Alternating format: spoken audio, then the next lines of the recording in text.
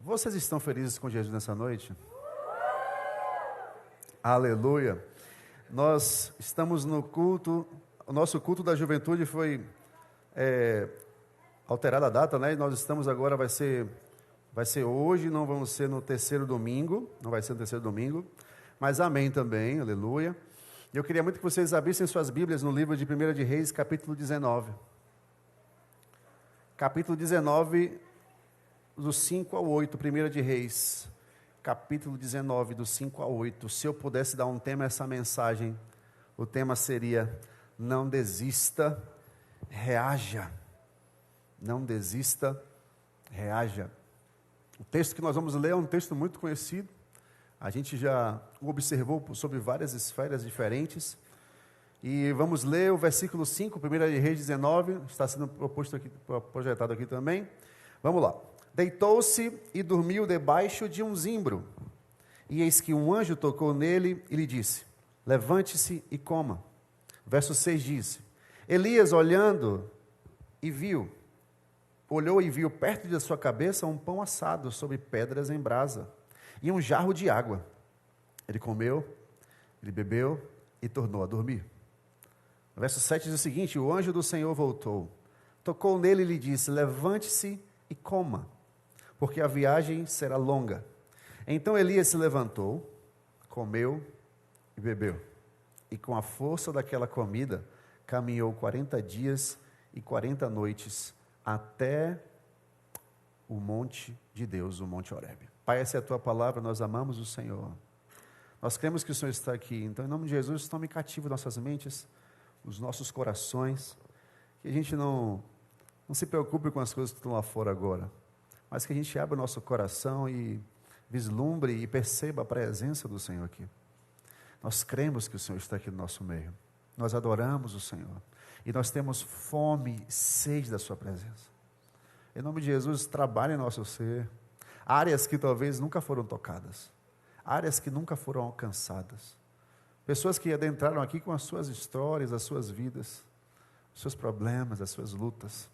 Mas nós viemos aqui porque elevamos os nossos olhos para o monte. E de onde virá o nosso socorro? O nosso socorro vem do Senhor, que fez os céus e a terra. A ti que entregamos a glória e honra para sempre. Amém. A gente está aqui num texto muito emblemático sobre a história de Elias. E a gente muitas vezes também vive com a alma cansada. Muitos de nós estamos caminhando nossa vivência de várias formas diferentes. Cada um tem o seu trabalho, cada um tem a sua dinâmica de vida. Famílias grandes, famílias pequenas, famílias enormes, né? Que você faz aquele churrasco e só com sua família já tem quase 200 pessoas, aleluia. E aí cada um tem a sua vivência diária. E muitos de nós andamos cansados, meus irmãos. Nós estamos cansados. Nós estamos sobrecarregados. Nós estamos no nosso trabalho, no trabalho 1, no trabalho 2, no trabalho 3. Nós estamos nas nossas faculdades, em curso 1, né, fazendo matéria 1, 2, 3, 4, com as grades enormes. As pessoas hoje estão trabalhando demais. As pessoas hoje estão estudando demais. Estava conversando com um desses adolescentes um dia desse, e ele disse: pastor, eu tenho 15 matérias, não é, Lucas? 15 matérias. Eu falei assim: não são só 6, porque eram português, matemática, ciências. E ele começou a citar várias matérias. Eu falei: até os meninos estão estudando demais. E esses dias eu conversava com o Senhor sobre que mensagem trazer hoje. Acredite, irmão, se você quiser, toda a mensagem que trago aqui são mensagens que eu vivenciei na pele. E o Senhor me fez vivenciar um tempo turbulento, um tempo de grandes desafios. Me parecia até que, eu falei: Senhor, tudo bem que o Senhor dá as guerras certas aos guerreiros certos, mas talvez eu tenha pego a senha errada. Eu tenho 1,90 m, pareço ser forte, mas não sou, eu não aguento muita coisa, não. E aí eu conversava com Deus isso, e cara, tudo aconteceu na minha vida. E essa palavra entrou como uma luva. A palavra do Senhor sobre mim ardia era: não desista, Rodrigo. Não desista. Mas além de não desistir, você precisa reagir. porque omissão também é uma posição. E aquilo começou a ecoar em meu coração, ecoar, e eu ficava, preocupado, e falei, Senhor, eu vou levar essa mensagem crendo que talvez alguém esteja vivenciando isso também. As estatísticas atuais também apontam muito para esse esgotamento emocional, esgotamento espiritual. Muitos cristãos estão servindo em silêncio, com amor, com um sorriso gigantesco no rosto, mas muitos estão feridos, muitos estão sobrecarregados, muitos estão quase jogando a toalha, porque por trás de cada sorriso tem problema, por trás de cada piada muitas vezes tem luta, por trás de cada abraço afetivo e perguntando como é que você está, por trás dessa pessoa tem uma alma dizendo, eu preciso de ajuda. Cada um de nós, cada um de nós, quando você para pensar, faça uma autoanálise agora da quantidade de coisas que você faz no seu dia, de coisas que você viveu, e a gente continua vivendo, nós estamos sobrevivendo. Aqui muitas vezes o corpo vai, mas o coração já ficou lá no caminho muitas vezes, muitos de nós, só o corpo está indo, e o coração está lá embaixo. Só que a gente muitas vezes vive esse desânimo em todas as áreas. A gente está desanimado com as contas da vida, com as coisas da vida, com as lutas da vida, com as guerras da vida, com as injustiças da vida, com o que tem acontecido. A gente liga a televisão, a gente não tem motivação. A gente só vê sangue. Isso, ao invés de me trazer esperança, me traz desesperança, me traz desespero. E aí a gente vê o peso das coisas, o peso da luta financeira. Você que é pai, né? Eu sempre digo aos meninos, eu falo assim, honre seus pais. Você não sabe o peso que um boleto tem, meu amigo. É um papel fininho. É pesado. Quando chega aquele boleto da escola, hein, varão? Ei, Jesus, aleluia. E não chega só um, né? Chegam vários. A gente vive toda vez isso, as crises emocionais, porque eu preciso fazer mais, porque eu nunca estou satisfeito, porque eu sempre quero a perfeição, porque eu quero o próximo degrau, o próximo fazer mais. Só que a gente tem um teto. E muitas dessas questões, essas frustrações emocionais, essas decepções, elas tentam e muitas vezes conseguem roubar a nossa fé, o nosso ânimo. Às vezes o cansaço está se infiltrando e enfraquecendo a nossa esperança. É o inimigo das nossas almas. Mas hoje, meus amigos, é tempo de cura. A palavra que eu carrego é de alimento e de direção. Assim o Senhor quer nos trazer um alimento para que a gente continue caminhando. E assim como aconteceu com Elias, a caminhada vai continuar ocorrendo. E trago 4 chaves que me ajudaram muito nesse processo desses últimos 2 meses. Foram 2 meses amadurecendo uma mensagem. Todo dia eu escrevi uma coisa. A gente vai aqui até 11h30. Eu consigo mais 5 minutos? 5, 10, 15. Conecte, não conta, porque vocês levantam, bate palma para tudo. Brincadeira, meus irmãos. Mas o primeiro tópico dessa noite é que o cansaço é fruto da nossa humanidade. Muitos de nós não aceitamos cansar. A gente acha que cansaço comigo não cola. Mas eu sou humano. Ei, você é humano. Você é humana. O peso das incertezas me faz sentir que as forças estão se esgotando. Tudo isso fruto da minha humanidade. Fruto das minhas escolhas. Nós somos seres limitados. Ponto. Nós somos seres limitados.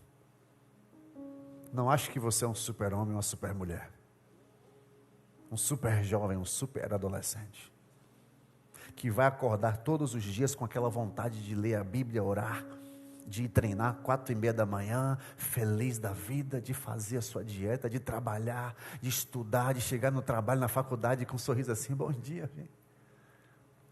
Vão ter dias que você vai chegar arrastando o corpo. O ser humano, seja bem-vindo a esse barco.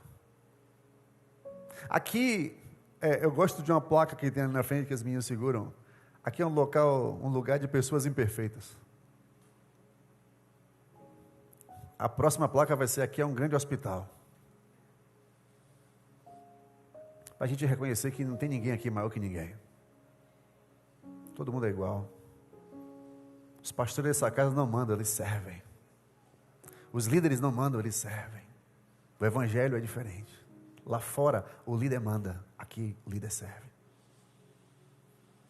Denota a minha humanidade como um pastor que sou tão pecador como você. Tranquilamente posso falar isso. Mas eu posso estar cansado e isso realmente ser fruto da minha humanidade, mas não é o lugar que Deus quer que eu permaneça. Até Elias ali, o profeta do fogo, ele orava, descia fogo do céu. Aqueles 450 profetas de Baal nunca viram um Deus que enviou fogo do céu. E mesmo depois dele viver milagre, depois que ele viveu vitória, ele não aguentou o peso da pressão. Elias não sustentou a pressão. O homem que viu Deus mandar fogo do céu, não aguentou a pressão de uma mulher, de uma frase. Assim como ele, muitos de nós estamos vivendo um esgotamento do nosso propósito. E 1 de Reis 19:4, Elias vai falar assim: basta, Senhor, agora toma a minha vida. Ele mesmo, porém, quando ele está no deserto, caminhando o dia inteiro, ele orou: basta, Senhor, tira a minha vida, porque eu não sou melhor que os meus pais. Elias falou isso, e a gente não pode falar isso também? Tem dia que a gente está cansado. Eu vou falar igual a minha digníssima esposa, e está tudo bem. Está tudo bem.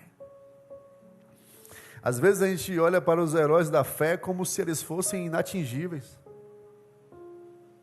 Super-homens, super-mulheres. Mas aqui a Bíblia mostra um grande homem que chorou, se cansou e também pensou em desistir.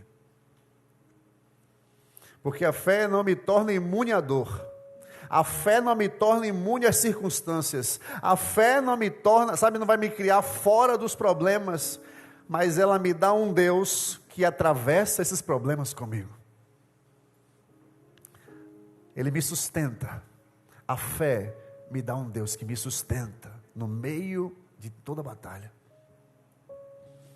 John Stott vai dizer que a alma também adoece quando tenta ser forte o tempo todo.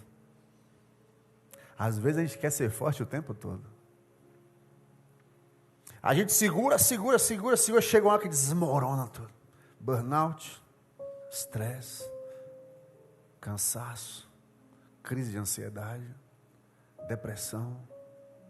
Isso começa a somatizar, causam dores. Tudo isso está apontando para a ideia de que a minha humanidade, ela precisa ser retratada também nos púlpitos. O salmista, no Salmo 42, verso 5, vai dizer: por que estás abatida a minha alma? Por que se perturba dentro de mim? Espere em Deus, espere minha alma, espere em Deus, pois ainda o louvarei, Ele meu auxílio e Deus meu.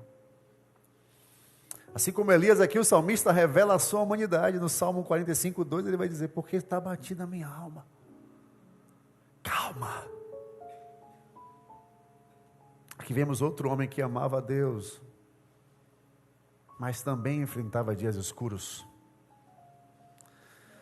Mateus 26, 38 vai dizer: a minha alma está profundamente triste até a morte. Não estou falando sobre um discípulo, estou falando sobre o próprio Jesus lá no Getsemane, quando ele revela a dor da sua alma. É o Filho de Deus que cura enfermos, acalmou tempestade, ressuscitou mortos. Ele também conheceu o peso da angústia. Ele também recebeu pressão ali como sendo 100% homem, 100% Deus. Isso mostra aqui que sentir dor e falar que está sentindo dor não é sinal de fraqueza. É sinal de humanidade. Homens, mulheres dessa casa, falar que está sentindo dor não é sinônimo de fraqueza. Durante muitos anos a gente ouviu falar assim: engole o choro que você é homem. Não é isso? Engole o choro que você não é mulher, você é retada. De tanto engolir o choro, eu vi um videozinho esses dias, que mostrava, o vídeo era assim, o menino que engoliu o choro. Cada vez que ele queria chorar, ele engolia o choro e ia subindo um pouquinho da aguinha assim. O menino engolia o choro de novo, o corpo dele, né, transparente, e mostrava aquele nível. Chegou uma hora que ele desabou no meio de todo mundo. Ele começou a chorar porque ele não tinha mais lugar para engolir choro. E aí veio uma pessoa que tinha, já estava bem vazia de choro, né? E falou ele assim: ei, não precisa mais engolir choro. Quando vier a vontade de chorar, chore. Porque, meus irmãos, até Jesus chorou. O choro ali denotava a sua humanidade. Esse Filho de Deus, ele nos mostra essa ideia de que, objetivamente, Deus não vai se escandalizar com a fraqueza humana, porque Ele sabe. Ele sabe quem você é, sabe os seus limites, sabe os seus traumas, sabe os seus problemas, sabe suas inquietações, sabe quem você é por inteiro. Fico com medo de chegar a Deus, eu estou sentindo dor nisso. Eu não suporto isso. Eu não estou aguentando mais. Fala. Verbaliza. É o ato de orar. Deus, ele não se escandaliza, ele se aproxima dela porque ele te entende. Deus nos entende. No segundo momento, é que a segunda chave é que eu não posso tratar as coisas definitivas como definitivo o que é temporário. Eu não trate como definitivo o que é temporário. Aqui foi uma coisa muito importante. Eliseu, ele se escondeu das coisas, de tudo, porque ele tratou uma situação, entre aspas, porque eu não costumo minimizar as lutas de ninguém. Eu estava no Connect ontem falando com eles assim: vocês podem ser adolescentes, mas você tem as suas lutas. E eu não minimizo a luta de ninguém, porque cada um tem a sua luta. Se eu ficar observando a vida do outro e falando: você passa por isso, se você soubesse da minha, isso é egoísmo, arrogância e prepotência. Isso é egoísmo. Olha para o irmão quando ele te contar isso e fala assim: meu irmão, que luta difícil, vamos orar por isso. Deixa eu orar com você aqui.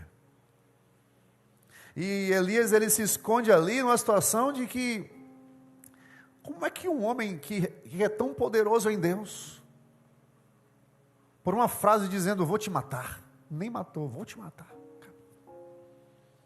Quantos de nós estamos nos movendo pelo que as pessoas falam para a gente?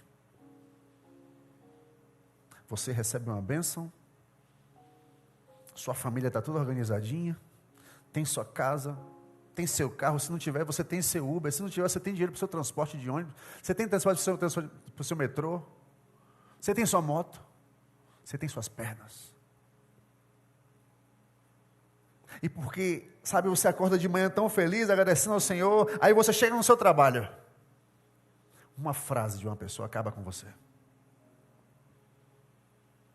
Uma frase de um parente distante, de um chefe, de um gestor, de uma pessoa da sua faculdade, acaba com o seu dia.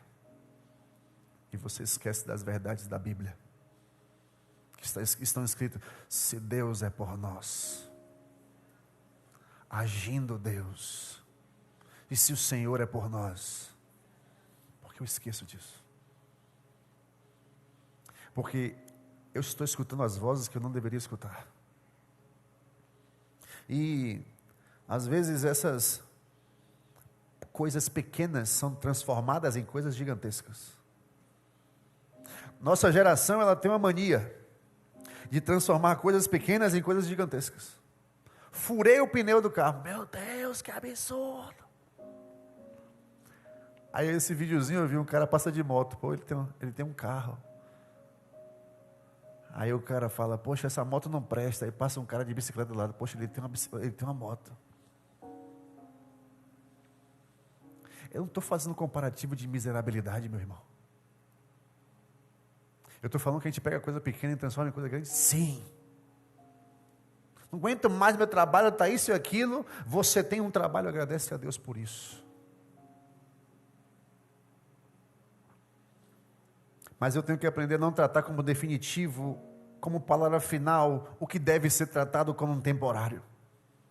Paulo, em sua carta, 2 Coríntios 4,17, vai dizer: porque a nossa leve e momentânea tribulação produz para nós um eterno peso de glória acima de toda comparação, na medida em que não olhamos para as coisas que se veem, mas para as que não se veem, porque as que se veem são temporais, mas as que não se veem são eternas. Tudo que a gente vê foi feito por aquele que a gente não vê. Eu não posso tratar como definitivo o que é temporário. Meu irmão e minha irmã, tudo isso vai passar. Minha mãe sempre falava: meu filho, tudo é uma fase. E realmente é. Tem a fase aí de você ser um adolescente e ter que estudar, e seus pais realmente apertarem, porque tem que apertar. Os meninos são muito um TDAH supremo. Fala uma coisa, passou 5 minutos e esqueceu. Parecendo aquela Dolly, aquele peixinho. Esqueci, pastor. Ou senão aquele menino, aquele rapaz como se fosse a primeira vez: oi, meu nome é Tom. Tom, 10 segundos. Oi, meu nome é Tom. Depois de 10 segundos o cara falava toda hora. Eles esquecem, realmente, tem que lembrar, gente. Eu sou prova viva disso. Aí passa a próxima fase dos jovens aí, estudando, é faculdade, é cursinho, é estágio. E aí a próxima fase é o trabalho, a próxima fase noivado, casamento, primeiro filho, segundo filho. Quem quiser o terceiro filho, porque eu fechei, aleluia, parou ali. São fases. Nada é eterno aqui. Quem é eterno é só o Senhor. Ele chama de leve o que doía. Paulo chama de leve o que doía e de momentâneo o que parecia interminável. O apóstolo sabia que entre os picos da vida existem os vales. Eu estou no momento mais alto da minha vida, entenda. Você vai passar por um vale para o próximo pico. E os períodos de dor, de solidão e aparente silêncio de Deus são esses vales. Mas tudo é temporário. Paulo, em Atos 14, 19, foi apedrejado, açoitado, preso, naufragou. Chega numa ilha, mexe num graveto, uma cobra vai e morde ele. Meu amigo, se eu tivesse um amigo assim, eu estava longe desse homem. Paulo, você gosta de navegar? Gosto. Quantas vezes foi? 2. E aí, as 2 eu naufraguei. Um homem desse era para ser um depressivo, um deprimido. Era para ser um crente que jogava toalha. Um homem desse ia falar o tempo todo: a vida do crente é só luta. Ninguém vai querer ser crente desse jeito. A gente está fazendo um marketing inverso. A melhor coisa é ser cristão, meus irmãos. A melhor coisa do mundo é ser cristão. Se Paulo tratasse aqui os seus sofrimentos como finais, como palavra final, o evangelho tinha parado por desânimo. Só que ele entendeu que dor é um meio. A dor é um meio, não é o fim. Sabe, é uma estrada de amadurecimento para aquilo que Deus tem para demonstrar na eternidade. Isso mesmo vale para a gente, que entre uma montanha e outra, Deus ainda vai continuar trabalhando nos vales da nossa vida. Só que tudo isso é temporário. Salmos 30, verso de número 5, diz o seguinte: o choro, porque a sua ira dura só um momento, mas o seu favor dura a vida inteira. O choro pode durar uma noite, mas a alegria vem pela manhã. As noites não são intermináveis. As noites não são infinitas. A esperança do cristão é saber que tudo isso vai passar, mas Cristo vai permanecer sendo o Deus que está do nosso lado. C.S. Lewis disse que quando você não pode ver a mão de Deus, confie no seu coração. As dificuldades preparam pessoas comuns para destinos extraordinários. Tudo isso aqui vai passar, gente. Toda essa dor, toda essa guerra, toda essa perseguição, toda essa luta, toda essa batalha, todos esses filhos que não querem Jesus, esposos e esposas que não querem Jesus, filhos viciados em drogas, em bebidas, pais viciados em drogas, em bebidas. Esse sofrimento, ele vai ter um fim. Em Mateus 28, 20, ele conclui o ide com uma frase linda. Ele fala que eis que estou com vocês todos os dias, até o fim dos tempos, ou na minha versão, até a consumação dos séculos. Um terceiro momento é entender que a minha humanidade, o cansaço, as coisas, vem da minha humanidade, que eu não preciso tratar as coisas transitórias como coisas finais. E o terceiro momento é que a primeira cura é se levantar, ou se levante. A gente quer ser grande, a gente quer vivenciar coisas maravilhosas, e diante desses processos, a gente passa por todo tipo de luta, e às vezes a gente realmente fica ali quietinho, deixa eu ficar no meu cantinho, a gente fala assim, deixa eu ficar no meu cantinho, deixa eu ficar sozinho um pouco. Só que períodos de solitude se tornam períodos de solidão. Solitude é bom, solidão não. Elias, em 1 de Reis 19, 7, ele vai dizer: o anjo o tocou e disse: levanta-te e come. Levanta-te e come. Ação. Deus, ele não se aproximou de Elias com julgamento. Ele se aproximou de Elias com um toque e com alimento. O anjo não gritou. Ele fez assim, acorda aí, Elias. Ele tocou. Ele proveu. E quando o Espírito nos toca, meus irmãos, Ele restaura e nos coloca em movimento de novo. Deus não vai andar pela gente, a gente precisa se posicionar. Eu costumo dizer que nós, como pessoas que estamos levando a palavra de Deus, a gente leva os alertas. É como se nós fôssemos o despertador. A função do despertador não é te levantar, é te acordar.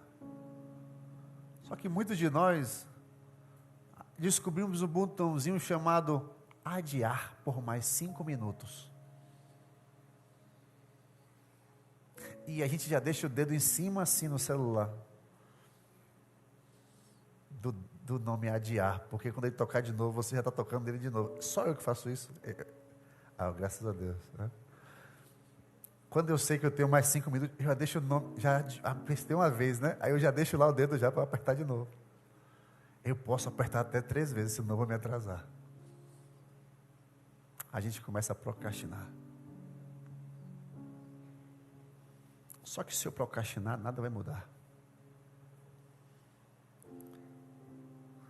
Eu comecei dizendo que a gente precisa se posicionar, mas omissão também é posição. A gente está consciente do que está acontecendo, mas eu estou sendo omisso comigo mesmo. Eu estou deixando para lá a minha vida espiritual. Eu estou empurrando com a barriga o que está acontecendo. Só que Charles Swindoll, ele falou assim: Deus levanta os cansados, não os substitui. Deus quer levantar pessoas nessa noite, meus irmãos. Eu fui erguido pelo toque do Senhor. A cura, meus irmãos, começa quando a gente decide não morrer no chão. A cura começa quando eu me conscientizo que eu não vou morrer no chão. E o mesmo Deus que disse a Elias: levante, também disse a um paralítico: toma a sua cama e anda. E a tantos outros, quando ele falou: levanta-te e põe de pé. Levanta, filho do homem, que eu quero falar contigo.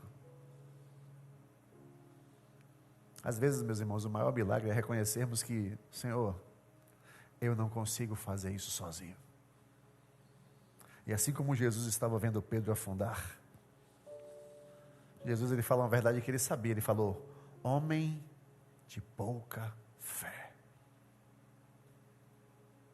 Jesus ajudou ele porque ele falou: Senhor, estou afundando, me salva.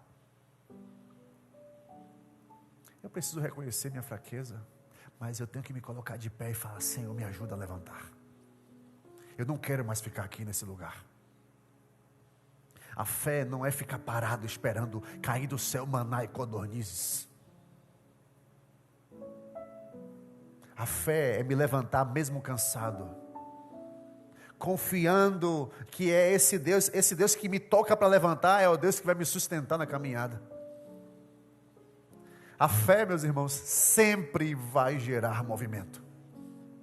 Sempre. Eu chamo isso de passos de fé.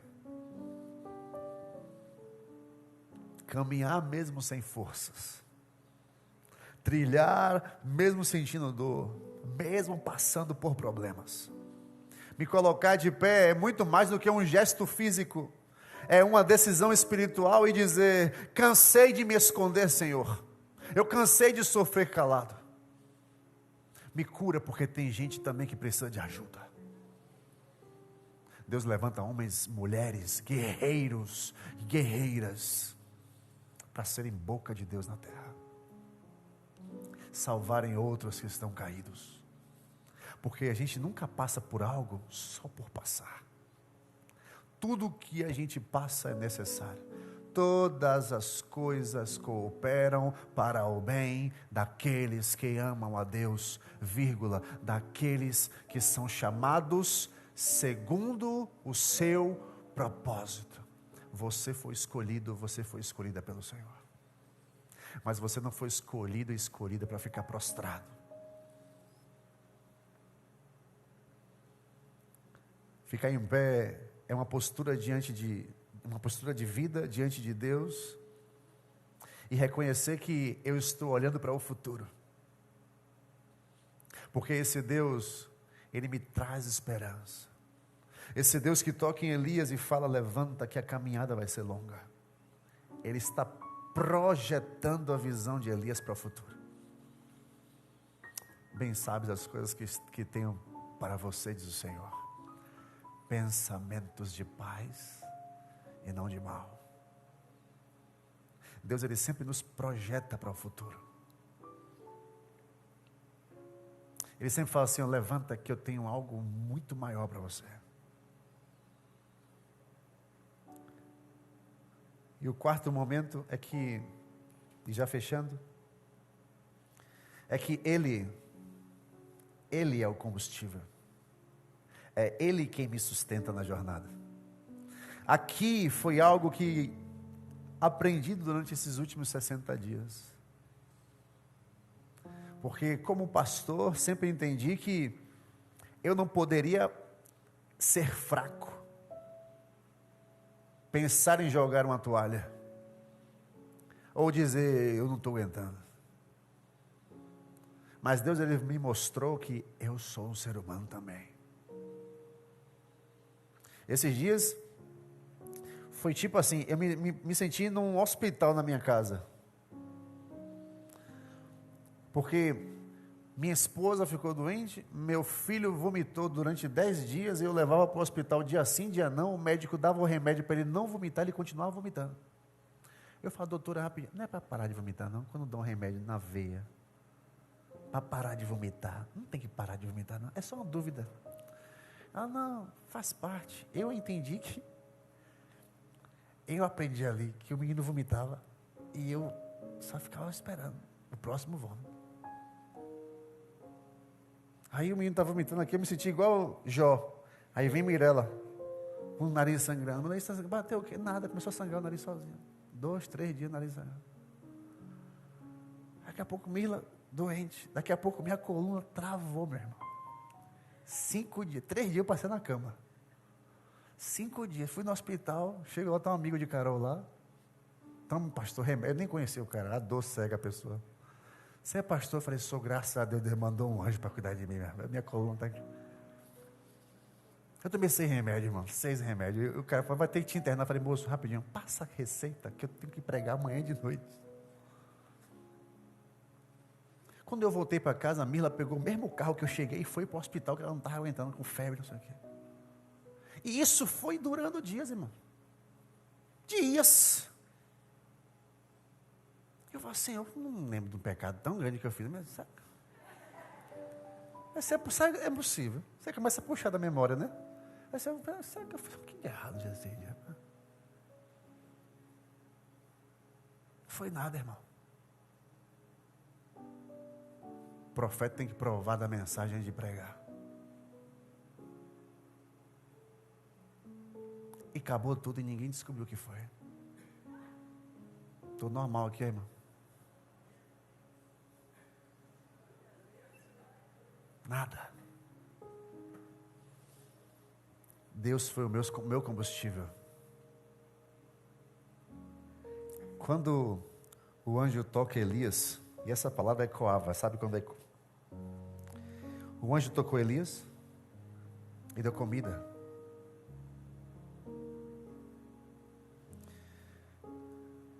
Ele fala, o caminho vai ser longo. Elias come.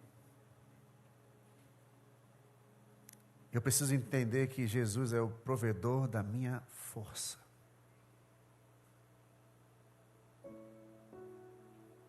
O alimento que o anjo deu a Elias foi um pão assado sobre as brasas e uma botija de água. O pão aqui representa o sustento de Deus, a palavra viva que alimenta a alma, o pão vivo que desceu dos céus. A água simboliza aqui o Espírito Santo renovando o coração cansado, lavando, purificando.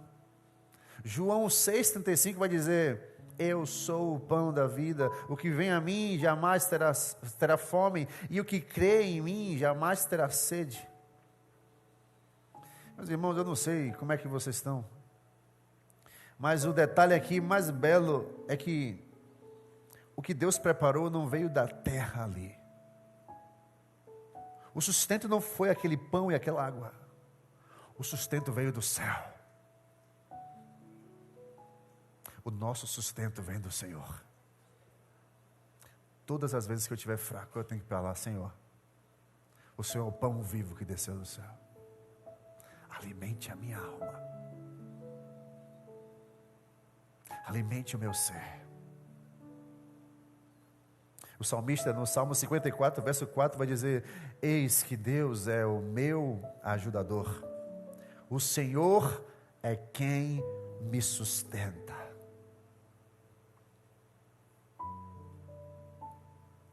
Deus levantou Elias ali naquele deserto, a meio da vida, mas foi Ele que conduziu Elias até o monte. Quando Deus levanta você no deserto, esse mesmo Deus vai te conduzir para os montes dele, para os altos montes. Quem se alimenta desse pão sempre vai ter combustível para amanhã. Força, ânimo, palavra. E não ache que você está sendo curado e está tudo bem. Deus está colocando a gente às vezes numa panela de pressão, né? Estava cozinhando hoje, eu também cozinho, tá, gente? Rodrigo Hilbert, é porque é do nome Rodrigo. Todo Rodrigo tem que saber cozinhar. Se você não sabe, seu nome é Rodrigo, em nome de Jesus, ligue para sua mãe e seu pai. E aí eu colocando a panela, e pensando na mensagem, né? Eu faço aquele pessoal meio doido, né? Eu falei, rapaz, essa panela de pressão aqui, eu botei a batata lá. Aí eu botei a batata na panela normal. Demora muito, né? Aí eu fui botar a batata na pressão. Eu falei, rapaz, Deus me colocou na pressão esses dias. E às vezes Deus tem que colocar a gente na panela de pressão. Porque Deus está remindo o tempo, meu irmão. Deus, ele sabe, Ele quer que a gente amadureça mais rápido. Essa geração de hoje, não falo só jovem adolescente, a nossa geração, meus irmãos. A geração de Simeão, a geração que vai ver o retorno do Messias. Nós estamos sendo pressionados, amassados. Mas diante de nós tem um Deus que peleja por nós. Um Deus que trabalha por aqueles que nele esperam. Um Deus que renova as nossas forças. Um Deus que abre rios em meio aos desertos. E se necessário for, Ele tira a água da rocha para a gente. Ele não apenas supre, mas Ele assegura sustento para todos os dias. E aí, meus irmãos, eu quero finalizar essa mensagem dizendo que quando todo esse processo passa, tem uma coisa que acontece e a gente não pode esquecer na Bíblia. São os de repentes de Deus. Quando você se levanta e você fala assim, eu estou pronto para outra. Eu não vou falar que eu não estou pronto para outra, porque eu não quero ficar nesse deserto que eu estou, porque eu não aguento mais ficar doente, aleluia. Estou pronto para outra, Senhor. Deus começa a colocar você para trabalhar para Ele. Vidas, almas, ideias, estratégias. Eu vou dizer uma coisa aqui, falei ao diabo esses dias. Eu falei, Satanás, quanto mais você me tentar, mais você vier para cima de mim, mais combustível eu vou para cima de você. Quanto mais a gente for aterrorizado, mais a gente tem que buscar, mais a gente tem que adorar, mais a gente tem que se prostrar, mais a gente tem que trabalhar para Jesus. E o de repente de Deus acontece. Depois de toda luta, toda batalha, toda tribulação. Acontecem coisas, por exemplo, do nada. Eu recebo uma promoção. Do nada eu recebo um aumento. Do nada meu consultório melhora.